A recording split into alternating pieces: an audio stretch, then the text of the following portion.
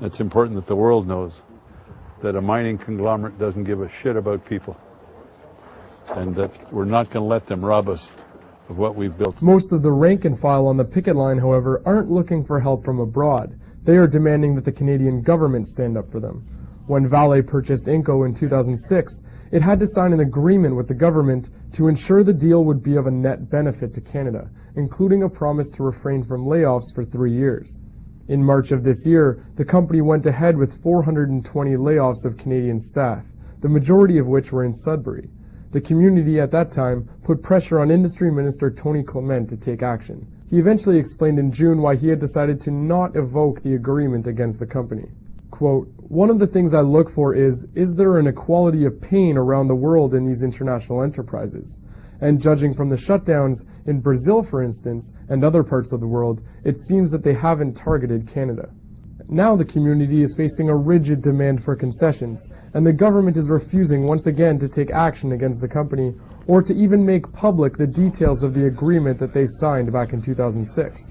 So when you have an agreement that is signed on behalf of the Canadian people relating to Canadian resources, transparency makes it easier for the government. Because if we have copies of the agreement, we know what's there. We're not scratching our heads going, why does it smell bad? Why does it taste bad? Why do we feel anxious? Right? Give us a copy of the agreement. Let's see what's in it so we know what we're dealing with, and then we can move forward from there. But we continue to hear that it's a private agreement, it's this, it's that. It's not a private agreement. It's an agreement that was signed on behalf of the Canadian people. Minister Clement told the Sudbury Star that rather than complain, the community should be thankful to Vale for buying the company in 2006, saying, "There was going to be no buyer, there were going to be no jobs, there weren't going to be any capital investments, there was going to be no employer." Adding that if it weren't for Vale, Sudbury would have been a, quote, "valley of death." Clement's comments are patently false. Inco's $19 billion sale to Vale brought an end to an historic bidding war in Canadian history. This was confirmed in Toronto's Globe and Mail by Inco's former CEO, Scott Hand, who said that Clement is, quote, "either sadly misinformed or he's ignoring the facts because back in 2006, we were a very successful company.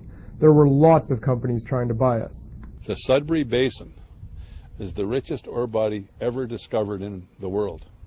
They can mine iron ore easier in Brazil than we can mine here.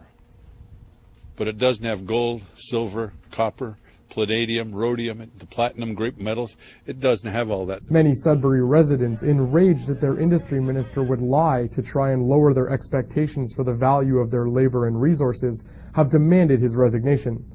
Meanwhile, since the original layoffs, the price of nickel has more than doubled due to a resurgence of demand. And Bloomberg reports that Vale has already failed to deliver on at least one contract. A former Vale executive has stated publicly that the strike, if it continues, will cause the company to lose market share as clients look elsewhere for suppliers. But instead of returning to the bargaining table, the company has begun to prepare training for new, ununionized employees. Public Affairs Officer for the company, Steve Ball, said that we're continuing to explore all our options, including resuming some degree of operations. Union organizer Wayne Fraser, responding to the company's threat to use scabs while the union is still on strike, said such a move would start a, quote, war in Sudbury. Bringing scab into a strike always leads to the same damn thing. It always leads to violence. It always leads to desperate people doing desperate things. Well, we're here today for a very simple reason, and that is to call the government to take action on what's happening both here in Sudbury and what's happening in Timmins. In the case of Sudbury, we have a strike that's been on for 7 months, Vale Inco that's refusing to come to the bargaining table, and to make matters worse, they've decided to operate 2 mines utilizing scabs. That is not going to resolve the strike, it's going to prolong it, and quite frankly add to a lot of frustration that we already see in our communities. In the case of Timmins, the largest employer is shutting down the refinery smelter. 3,000 jobs, direct and indirect, are going to be lost. And what is in common between these two issues? The McGuinty government is nowhere to be seen. The McGuinty government is not pronouncing itself as trying to find a solution for neither Sudbury or Timmins. And I think it's incumbent upon them to be part of the solution and not to be innocent bystanders to what we see happening in our 2 communities. The politicians are urging the provincial and federal government to intervene in the strike. We've said right from the start that the only way the strike can be settled is at the negotiating table, and these workers right now are frustrated. They're upset because Vale Inco refuses to go back to the negotiating table, and if they do go back to the negotiating table like Extrata did with CAW, there's going to be a negotiated settlement. I want Mr. McGuinty and his government to take notice of what's going on in Sudbury. When they voted down the anti-scab legislation, they traced the path that we're following now, because scab labor always bring long drawn-out strike and an escalation in violence, and this is what we're seeing in Sudbury. 7-month strike and an escalation. Tempers are running raw, and when they turned down the anti-scab legislation, they laid the path to this. They have to take responsibility for their action. They have to come and help us. Vale Inco wants to get these trucks into that smelter. It's not a meaningful amount of ore, but they're trying to establish the legal precedent that they can break through the picket lines. But this is really part of a much bigger struggle, really a global struggle. It's clear to all these workers, if they can't coordinate their fight against Vale internationally, they're not going to have much strength. Vale Inco came to Sudbury and promised all kinds of things. In the 30 months that they were here, they made $4.2 billion with a B of profit.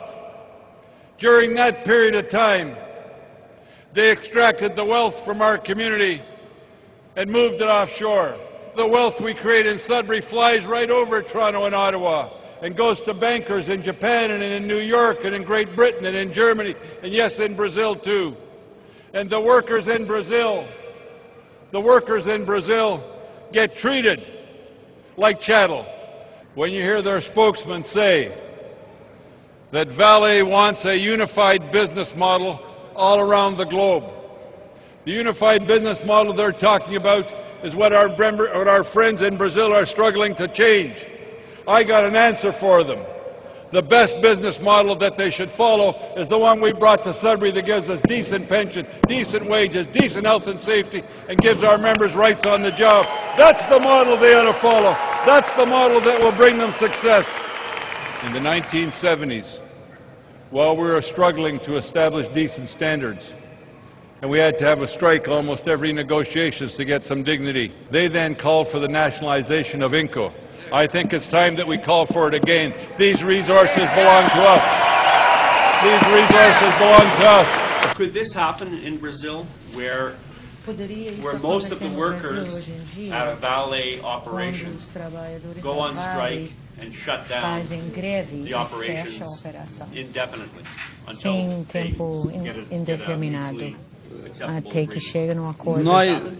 Infelizmente, no Brasil, nós temos uma legislação diferente. No Brasil, nós temos o que nós chamamos de um tribunal ou um ministério, uma justiça do trabalho, que toma a decisão, que decide quando há um conflito entre trabalhadores e empregadores, julga a greve dos trabalhadores na mais de 90% como greves ilegais e obrigam os trabalhadores a retornar ao trabalho, obrigando, portanto, a greve a acabar. Este é o tipo de modelo que nós não queremos ao redor do mundo. Is it the case, as we're hearing, that workers in Brazil are routinely replaced every 3 years?